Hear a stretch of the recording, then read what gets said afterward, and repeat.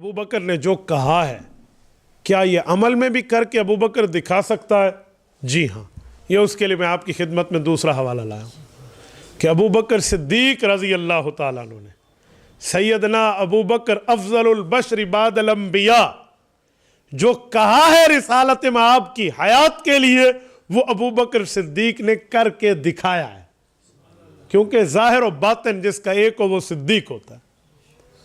تو یہ کتاب ہے، قرآن کریم کی تفسیر ہے، اس کا نام ہے تفسیر الکبیر مفاتیح الغیب۔ یہ حضرت امام فخر الدین رازی رحمہ اللہ نے لکھی ہے، اور امام فخر الدین رازی المتوفہ 606 ہجری، آج سے 800 سال پہلے کے آدمی ہیں، اور یہ اس کی جلد نمبر 22، اور یہ کل تعداد میں 30 جلدوں میں تفسیر موجود ہے۔ سورۃ کہف آیت نمبر 11، فَضَرَبْنَا عَلَىٰ آذَانِهِمْ فِي الْكَهْفِ سِنِينَ عَدَدًا، یہ اس آیت کی تفسیر ہے۔ سورۃ کہف آیت نمبر 11 میں رب کائنات نے جو بات ارشاد فرمائی ہے اصحاب کہف کے متعلق، یہ اس کی تفسیر پیش کر رہے ہیں کہ اصحاب کہف کا معاملہ کیا ہے اور ان کے معاملات میں ان کے حوالہ جات کیا ہیں۔ اب ذرا توجہ رکھنا، میں حوالہ آپ کی خدمت میں پڑھے دیتا ہوں، پہلے آپ کو مسئلہ سمجھاتا ہوں کہ اس مسئلے میں بتایا سمجھایا کیا جا رہا ہے۔ اصحاب کہف 309 سال تک غار میں سوئے ہیں، غار میں سوئے ہیں، مرنے کی بات نہیں ہے، 309 سال تک۔ تو یہ 309 سال تک اصحاب کہف سوئے، کیا یہ امت کے نبی تھے؟ جی نہیں۔ یہ فرشتے تھے؟ جی نہیں۔ کون تھے؟ یہ ولی لوگ ہیں، ولی اللہ ہیں، اولیاء ہیں، ان کی کرامت ہے۔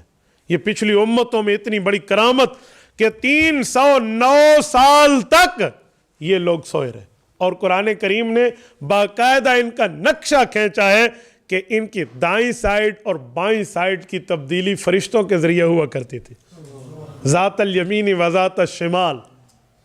یہ ان کو دائیں بائیں کرنے کے معاملات یہی کیوں؟ یہ تینوں، یہ 9 ہیں تقریباً، بعض اس کو 7 کہتے ہیں، بعض 6 کہتے ہیں، جتنے بھی ہیں ہمیں ان کی تعداد میں نہیں پڑھنا چاہیے۔ یہ کچھ افراد تھے جب یہ نکلے تھے کہ ہم بادشاہ کو سجدہ نہیں کریں گے، ہم اللہ کو کریں گے، غار میں جا کر چھپے تو سوئے، تو ان پر سونا سونا سونا سونا ہی ہوتا چلا گیا۔ اور جب ان میں سے ایک بندے کی آنکھ کھلی، انہوں نے کہا جاؤ فَبْعَثُوا أَحَدَكُمْ بِوَرِقِكُمْ هَٰذِهِ إِلَى الْمَدِينَةِ۔ قرآن کریم کیا کہہ رہا ہے؟ ایک بندے کو باہر بھیجو، اجی تمہارے لیے کھانا لے کر آئے۔ انہوں نے سمجھا ہم دوپہر کو سوئیں، اب عشاء ہے، یا عشاء کو سوئیں، اب دوپہر ہے۔ وہ باہر گیا، انہوں نے کہا من أين النقود، پیسے ہیں؟ اجی پیسے یہ لو۔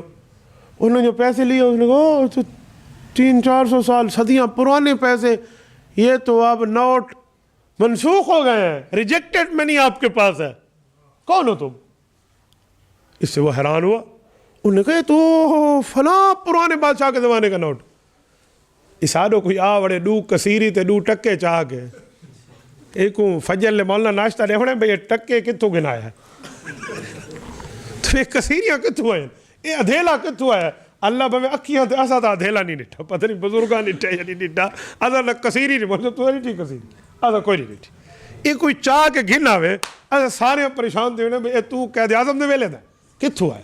پریشان تو ہو جاتا ہے نا آدمی۔ اب دیکھیں آپ کے لوگ ہنسنے لگ گئے، پہلے پریشان بیٹھے ہیں، میں نے کو کھلایا، اگر اوکھے مسئلے مولوی سنیں۔ اس نے جب وہ نقد اور پیسے پیش کیے، وہ پیسے تو کسی اور دور کے تھے، تو پریشان ہو گئے بھئی تو کس زمانے کا بندہ ہے؟ اس نے جو تفتیش شروع کی نا، ان کو کوئی شک پڑ گیا، یہ واپس آئے غار میں، اور چل میرا بھائی، وہاں سے غیب کے معاملات ہو گئے، لوگ پہچان نہ سکے، پھر کیا سے کیا ہوا، ایک لمبی تفصیل ہے پرانے زمانے۔ یہ واقعہ قرآن کریم میں ہے، اس کی تفصیلات بھی ہیں تفسیر میں۔ امام فخر الدین رازی رحمہ اللہ اس آیت کی تفسیر کرتے ہوئے ایک سوال اٹھاتے ہیں کہ یہ نبی بھی نہیں ہے، یہ فرشتے بھی نہیں ہیں، اور ان کے ساتھ اس طرح کی کرامت ظاہر ہوئی ہے کہ یہ ولی اللہ ہے۔ تو ولی کی کرامت ہوتی ہے، اور ولی کی کرامت اس کے اختیار میں بھی نہیں ہوتی، ہاتھ ولی کا ہوتا ہے، اختیار میرے رب کا ہوتا ہے۔ تو سوال اٹھاتے ہیں کہ کیا امت محمدیہ میں بھی کوئی ایسا ولی اللہ ہے؟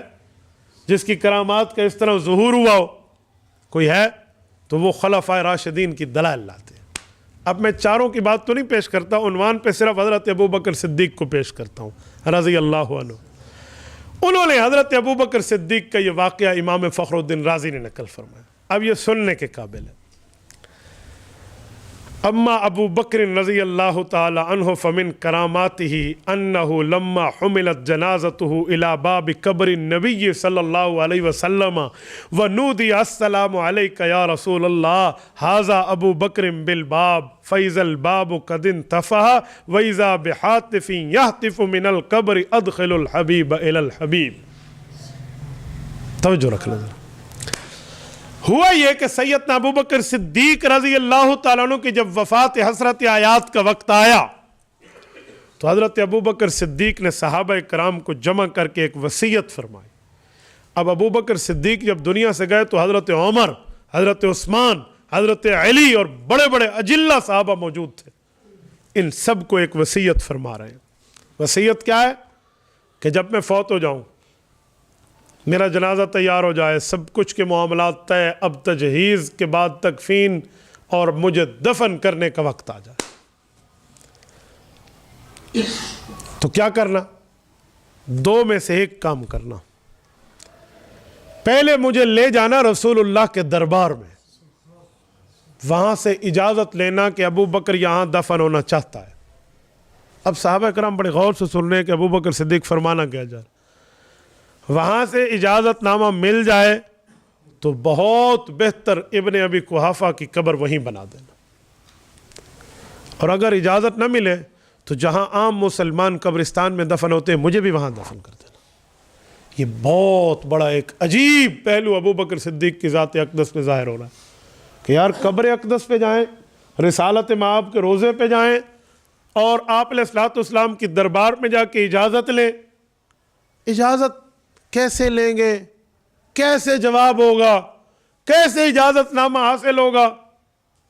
بظاہر تو یہ باتیں ہوا میں لگ رہی ہیں کہ ہوائی باتیں ہو رہی ہیں، لیکن ابو بکر کے لیے میں ابھی پڑھ چکا ہوں کہ اسمہ فی السماء صدیق، آسمان میں اس کا نام صدیق، ولی محمد صلی اللہ علیہ وسلم صاحب و رفیق، حضور پاک کا صحابی اور ہمیشہ کا دوست بھی ہے۔ تو ابو بکر جانتا ہے جو وفا میری غار سے شروع ہوئی ہے وہ مزار تک جائے گی اور مزار سے قیامت تک جائے گی۔ ان کو اپنی یاری پر ایک اعتماد تھا، جس کو ہم کہتے ہیں نا یاری دی حج جائی، حج پر بات کی نا، ایک تعلق بھی تو ہوتے۔ تو ابو بکر کو یہ ایک دوستی پر اعتماد تھا کہ ابو بکر تو کبھی محروم نہیں ہوگا اس سعادت سے۔ اور ابو بکر صدیق بھی ہے، صدیق وہ ہے جو کہے وہ کر کے دکھائے۔ اعلان حضور کی وفات کے وقت کر چکے تھے حیات النبی کا، اب اسی کو عملی جامہ پہنایا جا رہا ہے۔ صحابہ کرام رضی اللہ عنہ اجمعین نے وصیت پر بعین ہی یہی عمل فرمایا۔ آپ مجھے بتائیں اگر پیغمبر علیہ الصلوۃ والسلام کے روزے پر ابو بکر صدیق کا لے جانا اور عقیدہ حیات النبی کا سامنے ہونا، اگر یہ عقیدہ غلط ہوتا، جیسے چند شر پسند کہتے ہیں کہ عقیدہ شرکیہ ہے، تو صحابہ کرام سے بڑھ کر توحیدی کون ہے؟ صحابہ کرام کو توحید کا نہیں پتہ، جن کے سامنے اللہ کے توحید کے احکام رسول اللہ پر نازل ہوئے اور یہ حضور کی شریعت کے آئی وٹنس ہے، گواہ ہیں، چشم دید آنکھوں دیکھے گواہ ہیں، ان سے بڑا توحیدی نہیں ہے کوئی دھرتی پر۔ یہ بدل دیتے نا وصیت کے، دنیا سے جانے والا اگر وصیت خلاف شرع کرے تو بعد والے اس کو بدل سکتے ہیں۔ شریعت کے خلاف وصیت ہم نہیں مانتے، کیوں؟ لا طاعت لمخلوق فی معصیت الخالق، میرے پاک پیغمبر کا اعلان ہے کہ جب اللہ کی نافرمانی ہو رہی ہو پھر مخلوق کی بات نہیں مانو۔ حضرت عمر، حضرت عثمان، حضرت علی رضی اللہ عنہم، پیغمبر کے صحابہ اور اہل بیت کا اجلہ مجمع یہاں موجود ہے، جیت صحابہ موجود ہے، مجال کہ کسی کا اعتراض ہو۔ اس سے پتہ چلا عقیدہ حیات النبی تمام صحابہ کا اجماعی اتفاقی عقیدہ ہے۔ انکار کسی کی شرارت ہو سکتی ہے، شریعت نہیں ہو سکتی۔ شریعت اور شرارت کا فرق جان کر جینا چاہیے۔ تو صحابہ کرام نے حضرت ابوبکر صدیق رضی اللہ عنہ کی چارپائی کو اٹھایا، لما حملت جنازتہ، اٹھا کر لے گئے کہاں؟ الی باب قبر النبی صلی اللہ علیہ وسلم، رسول اللہ کی قبر مبارک کے دروازے پر۔ یہ اما عائشہ رضی اللہ عنہ کا حجرہ ہے نا، تو اما عائشہ رضی اللہ عنہ وفات رسول اللہ کے بعد اس کمرے کے دو حصے کیے ہوئے تھے، ایک میں قبر اقدس ہے اور ایک میں اما جان رضی اللہ تعالیٰ عنہ کی رہائش ہے۔ تو اس دروازے سے کراس کر کے ابو بکر کو لے جایا گیا اور دروازہ نبوی، روضہ نبوی، قبر نبوی سے پہلے رکھ دیا گیا۔ وَنُودِيَ السلام علیک یا رسول اللہ، پیغمبر کریم علیہ التحیت و تسلیم کی قبر مبارک پر پیغمبر کے صحابہ نے سلام پڑھا ہے۔ پتہ چلا رسول اللہ کی قبر پہ سلام پڑھنا پیغمبر کے صحابہ کا طریقہ ہے۔ اللہ ہم سب کو یہ سعادت عطا فرمائے۔ اللہ پاک ہمیں اس گناہگار زبان سے رسول اللہ کی خدمت اقدس میں سلام پیش کرنے والا بنائے اور رسول اللہ صلی اللہ علیہ وسلم سے جواب لینے والا خوش نصیب بنائے۔ صحابہ کرام نے سلام پڑھا اور اگلا لفظ وہی وصیت کے مطابق، ھذا ابو بکر بالباب، یا رسول اللہ آپ کا یار غار اب یار مزار بننا چاہتا ہے۔ حاضر خدمت ابو بکر۔ اب تک تو یہ بات ہوائی نظر آ رہی ہے کہ اجازت نامہ کیسے ملے گا۔ آؤ دیکھو ابو بکر صدیق رضی اللہ عنہ کو رب نے صدیق کیسے رکھا ہے۔ فَإِذَا الْبَابُ قَدْ انْتَفَعَ، یہ دروازہ کھلا ہے خود بخود۔ وَإِذَا بِهَاتِفٍ يَهْتِفُ، ادھر سے ندا آ کر آواز دے کر کہا جا رہا ہے، من القبر، قبر رسول سے، ادخل الحبیب الی الحبیب، حبیب کہتے ہیں دوست کو، ادخل الحبیب الی الحبیب، اس دوست کو دوست تک پہنچا دو۔ یعنی یہ دنیا میں بھی دوست تھا، آج بھی دوست ہے، آخر تک دوست رہے گا۔ ولی محمد صاحب و رفیق، یہی تو ان کی والدہ کو پیدائش کے وقت کہا گیا تھا کہ ابو بکر ایک محمد صلی اللہ علیہ وسلم کا ساتھی بھی بنے گا، مددگار بھی بنے گا۔ یہ ابو بکر سے دوست کو دوست تک پہنچا دو۔ اب جب یہ اجازت نامہ روحانی، اسلامی، دینی، شرعی صحابہ کرام کے سامنے آیا تو آج بھی قبر مبارک ابو بکر کی گنبد خضرا میں، یہ قبر اقدس یہاں ہونا ابو بکر صدیق کی پیغمبر سے محبت اور یاری کی بہت بڑی دلیل ہے کہ قبر مبارک یہاں موجود ہے۔ ورنہ تو یہ قبر مبارک کے لیے دوسری وصیت تھی کہ میری قبر مسلمانوں کسی قبرستان میں جا کر بنا دینا جہاں مسلمانوں کے قبر بنتے ہیں۔ یہ ابو بکر صدیق۔ اور میرے دوستو، جو ابو بکر نے کہا تھا وفات نبوی کے وقت، جو میں نے خطبہ صدیق اکبر کی پوری حدیث پڑھی، جو زبانی کہا وہ عملی طور پہ ثابت کیا۔ صدیق کہتے اسے ہیں جو اندر رکھے وہی باہر بتائے۔ تو ابو بکر رضی اللہ تعالیٰ عنہ وہ صدیق ہے جس کا آسمانوں میں نام صدیق ہے اور رسول اللہ کا یوں رفیق ہے۔